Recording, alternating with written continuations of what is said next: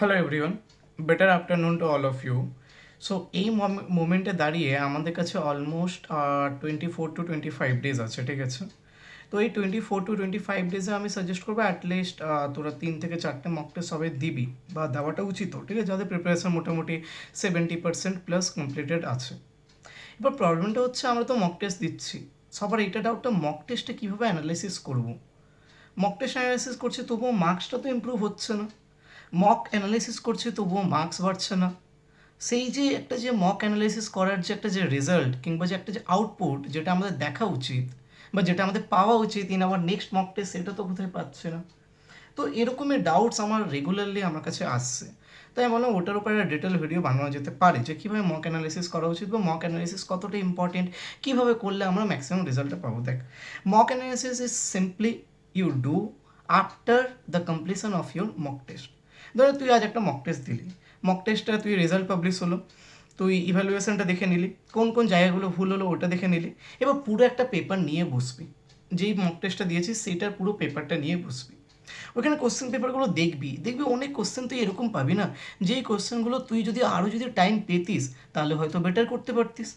ওই টাইমে যদি আরেকটু যদি বেশি টাইম দেওয়া হতো, তার মানে ওইগুলো কি টাইম ম্যানেজমেন্টের জন্য হয়নি। তার মানে তোর কনসেপচুয়াল ক্ল্যারিটি ওর মধ্যে পুরোপুরি আছে, তুই ওটা জানিস, ওটা তুই করতেও পারবি। তোকে যদি আরও 2-3 মিনিট এক্সট্রা টাইম দেওয়া হতো তুই ওই কোশ্চেনটা করে নিতিস। তো এরকম কিছু কোশ্চেন্স পাবি, এরকমও কোশ্চেন্স পাবি যেগুলো হয়তো তুই জানতিস তবুও তোর ভুল হয়েছে, তুই করলি, তুই হচ্ছে ওটাকে ভালোভাবে সলভ করলি, সলভ করে অ্যান্সার ঠিক করলি, কিন্তু সিলি মিস্টেক্সের জন্য ভুল হয়েছে। আর এরকম কোশ্চেন্সও থাকবে যেগুলো তুই হয়তো পারতিসই না, ঠিক আছে? দেখ, যেগুলো পারতিস না সেগুলোর জন্য একটাই স্ট্র্যাটেজি কি, যে আজকে ধরকে তোর একটা কোঅর্ডিনেটে ধরকে প্যারাবোলার ধরে নে তোর হচ্ছে t y is equal to x plus a t square, যেটা parametric equation of a tangent to a parabola, ঠিক আছে? তো এই ইকুয়েশনটা তোর মাথায় ক্লিক করেনি ওই টাইমে, তার মানে কি ওটা তোর রিভিশনের দরকার আছে।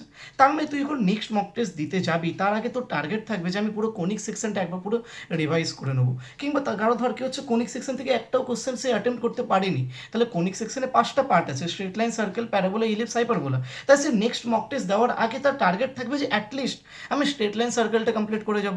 নেক্সট মক টেস্টে যখন আবার যাবে তখন তার আগে তোর parabola, ellipse and hyperbola complete করে যাবে। তার মানে কি এটা স্টেপ বাই স্টেপ তোকে এক একটা চ্যাপ্টার কমপ্লিট করে করে মক টেস্টে ইমপ্রুভ করতে হবে। তা তুই দেখলি যে কোঅর্ডিনেট জিওমেট্রি থেকে 25 নাম্বারস আসছে, আমি 25 থেকে একটু অ্যাটেম্প করতে পারলাম না ফার্স্ট মক টেস্টে। তাই তুই কী করবি, সেকেন্ড মক টেস্ট হওয়ার আগে তুই কোঅর্ডিনেট জিওমেট্রির তুই 40% সিলেবাস কমপ্লিট করে যাবি। তাহলে দেখবি ওই 25-এর মধ্যে যেখানে কি 0 পেতিস সেখানে হয়তো 10-12 পাচ্ছিস। আরে 10 to 12 মার্কসে ইম্প্রুভমেন্ট তো হবে। নেক্সট মক টেস্ট যখন দিতে হবে তখন 80% সিলেবাস কভার করবি।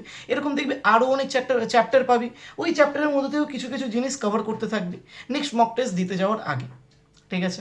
এর সাথে সাথে সিলি মিস্টেক্সগুলো অ্যাভয়েড করতে হবে। সিলি মিস্টেক্সগুলো আরামসে অ্যাভয়েড করা যায় কীভাবে, যে দেখ দেখ যখন তুই যখন কোনো কিছু যখন করছিস না, যেগুলো তুই লাগছে তোর ক্যালকুলেশনে ভার্বালি তুই ক্যালকুলেট করে নিচ্ছিস, কোনো প্রবলেম নেই। যখন তুই ভার্বালি ক্যালকুলেট করে নিচ্ছিস ওটাতে কোনো প্রবলেম নেই, কিন্তু ভাই একবার লিখে নিবি ওটা জাস্ট, ঠিক আছে, পেজের মধ্যে।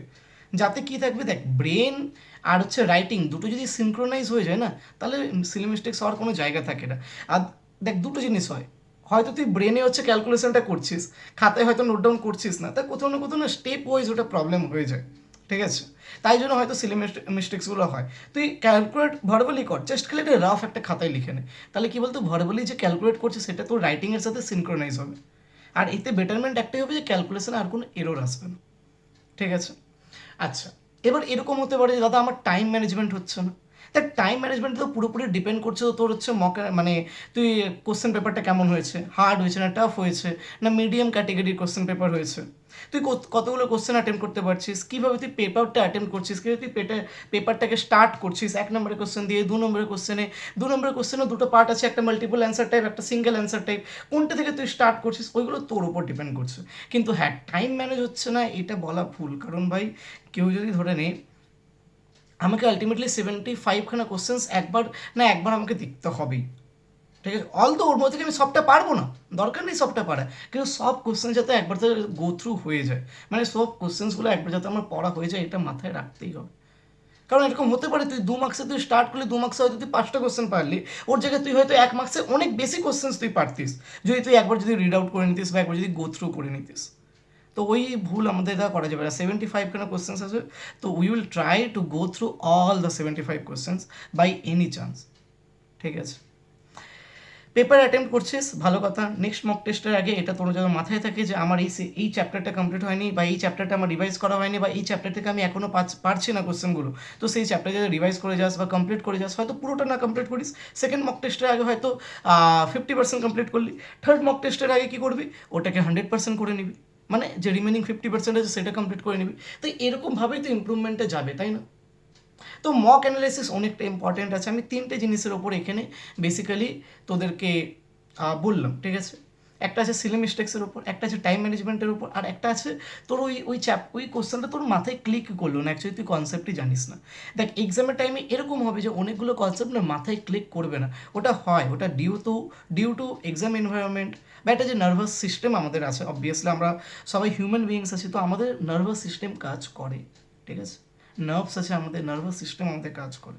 তো এই নার্ভাস সিস্টেমের মধ্যে অনেক হরমোনাল, নার্ভাস সিস্টেম তো আছেই, তার সাথে সাথে অনেক হরমোনাল ইফেক্টও কাজ করে, যেগুলো কী হয় যে আমাদের বডিতে হয়তো অ্যাংজাইটি এনে দেয়, এক্সাইটমেন্টও এনে দিতে পারে।